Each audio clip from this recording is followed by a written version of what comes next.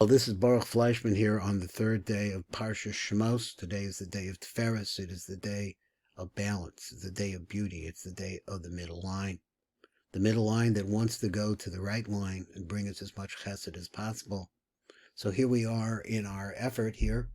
We're going to go down to the very bottom of the page, and we're going to pick up this conversation between Rabbi Yehuda and Rabbi Elazar. So here we are right here. And let me make sure that I got everything as dark as possible.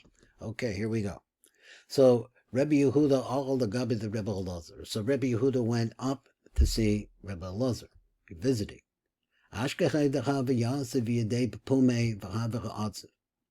Matzah, so he found in the Matak writes, Shahoyu Yoshe v'yada b'peh, he had his hand in his mouth. Now imagine putting your hand in your mouth and what you look like then. Mach basar, because he was in some kind of pain. V'hoya atzav, and he was very sad. Amalei b'ma ka asik mar, what have you been doing? B'ma oisik adam, what has the master been doing? Amalei Rabbi Elazar, the Rabbi Yehuda, so Rabbi Elazar answered, and he said, the chsiv, and now he says, I've been pondering this pasuk. B'or pnei melech hayim, in the light of the face of the living God. So he's like, Kodesh Baruch Hu. Now understand that Kodesh Baruch Hu is a word that refers to Panemius going all the way back to the Ein Sof Baruch Hu. It appears using it in different formations, but basically that's the root of everything. So he said, Kodesh Baruch Hu meir b'panim me'iros, when Hashem smiles at you, his light of his face smiles on you. Lo'olamas, and then he says, Lo'olamas atachtonim, to the lower worlds, in other words, shining into systems of light down below. Hu chiyusim, he becomes their life. Avivim or panav ein ito, but let's say the light of his face is not with him. Oz eno meir l'tachtonim, so then his light, his face is turned away. He doesn't shine to the lower worlds. Because shechem yischafek or panav litzavon, and certainly, if it changes the light of his face into sadness, and he starts crying, this is an indication that the world down below is really in big trouble. And the matter comes over here in this Ratzon Lomar. Reish Lamed means Ratzon Lomar. That means to say, what was really bothering Elazar, that he could see that the Shechina, who is actually inside of every living thing, everything that is inert, all things that we see. The Shechina is panimi to them and causes them to be, with her different channels, but she is now in tremendous pain. Shehi begalas, because she has lost the Beis Hamikdash, and she's now with us, and we're in pain, and she's inside of us. So now he brings a story. Tarna Atziv, and he says, if the Tarna is a lashon like Tyronius Caesar that the Zohar uses, and the Talmud Babli also uses. The Tarna Atziv, if the ruler is sad, he said, let me get this slide up here a little bit. Kol shechein the goy u'bochi. Ima adam atziv, if he said, v'kol shechein in soch, if he starts crying out the boicha, and he's crying, he has tears. Shemasui my avde, shemasa, because his deeds, ma oisim, what did they accomplish? Kolomba b'vadai shehem soakim, b'bochim imah. That is, it sounds like his deeds, the things that he's done, they come along and they also cry along with the king, because it's not working. This is the meaning of this phrase, Hein Aralam Sa'aku Chutza. Now, we have to go a little bit slower to understand. Aralam is another word for angels. So he says, Hamalachim Shehem Mishamshem Al Shal HaKodesh Baruch. He says the angels, which are the channels of flow up and down from HaKodesh Baruch Hu, down into the lower worlds. Shehem Mishamshem Shal HaKodesh Baruch Hu, they are the servants of HaKodesh Baruch Hu. Tzaku Uvachu, they are crying. They are screaming out. Why? Because the time has come, the time came, Be'ez Churban Beis Hamikdash, Im HaKodesh Baruch Hu. Now, I translate a little bit, not the best I like. They were trying, at the time of the destruction, the Malachim also cried. Because there's nothing to bring up, there's nothing to bring down, there's no place to bring it to. So then he says they were crying outside. So the Zohar says, "My chutza." What does he mean by outside? Ma lama saku chutza. Why were they crying outside? The reason why is the Fisha Koinim, that is their master, HaKadosh Baruch Hu. Nistalak v'ala lamala. He left, he went out and up into a place, the Hester Panav Mechem, and he hid his face from them. The Malachim no longer see the flow coming from up above. They no longer see the destination of our prayers and the things that we cry for. They don't see a place to bring it, because it's hidden. So therefore they started crying. So woe for us that we are not able to get in with HaKadosh Baruch Hu. We're still outside. The Mefarish, and he explains like this. These are the words of the Zohar. This is the Aramaic. Their master in the outside houses, of inside houses of Gavoy. Babati Baroi, but we, Babati Baroi, we're in the outside houses. The fi sha'adainim, their master HaKadosh Baruch Hu, Babati Bebenimium, he has gone into the inner houses. In other words, close the door, he's gone. He went into secrecy. V'sham hu boicha, and he is crying in the secret place. But they're not there in that secret place with him. Instead, they're out in the Gilui, out in the physical world. That they are in the palaces of the lower worlds. Those are the worlds that are outside of Atzilus, Abriya, and Yetzira, and Asiya. So we see here the split. And Mefarish, and explains, Batagavoy Ma'in, when you say that you have houses on the inside, where he went, where did HaKadosh Baruch Hu go? What are they? Rabbi Yitzchak, so Rabbi Yitzchak has said, Inan Ma'asara Kisrin Malko, they refer to the 10 crowns of the king.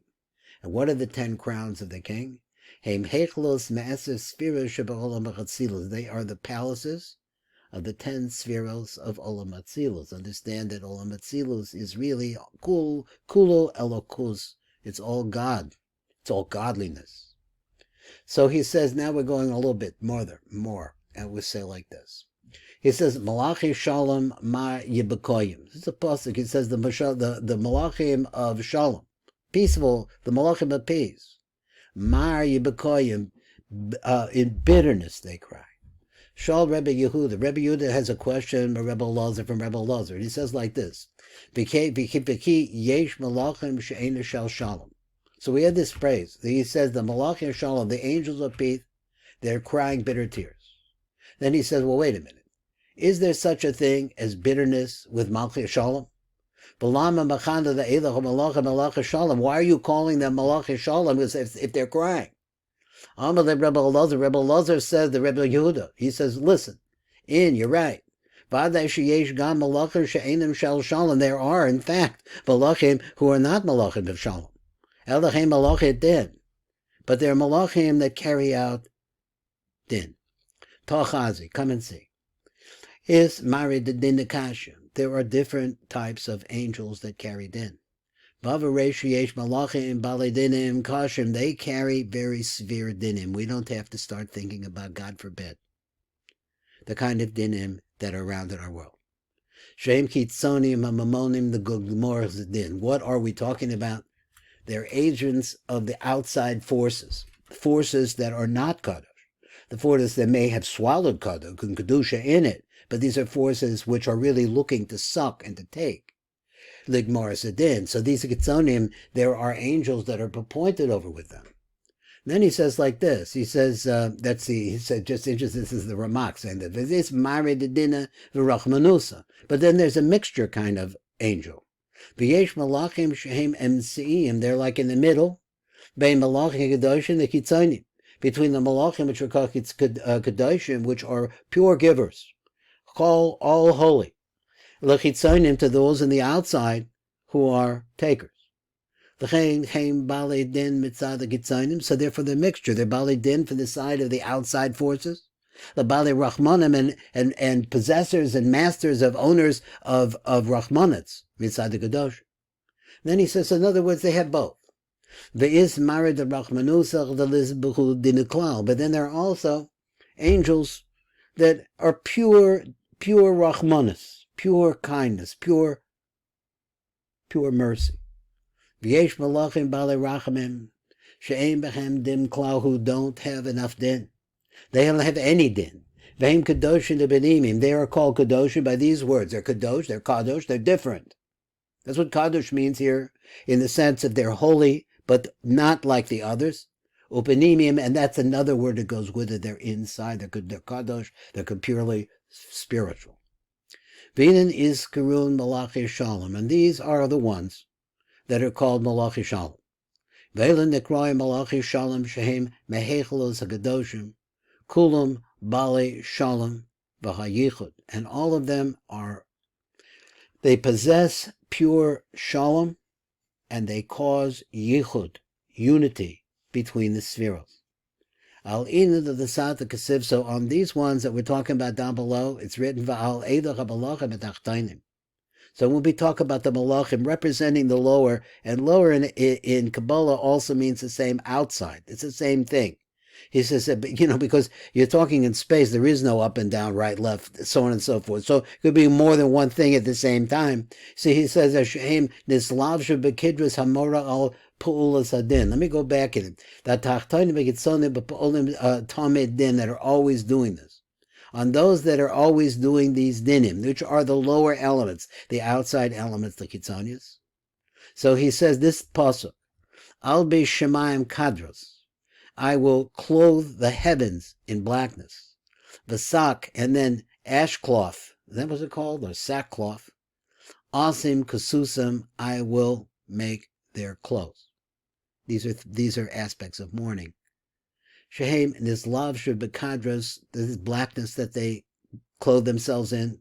Hamora apacholas din, which is really teaching about what din does, how it works. But at the same time, we have another, he wants to leave us with this idea. He says, it's written, Bizman shiyavut ledin, but there's going to be come a time when the accusations and the punishments will stop. Not just that the din would stop, but there will be no action in din. There will be, the whole inertia of this will stop. He says, but when that time happens, V'naku called Savacha Shemayim, so we will see that there will be dissolved all the hosts of heaven, the armies of heaven. Now, exactly what this means, I'm not sure.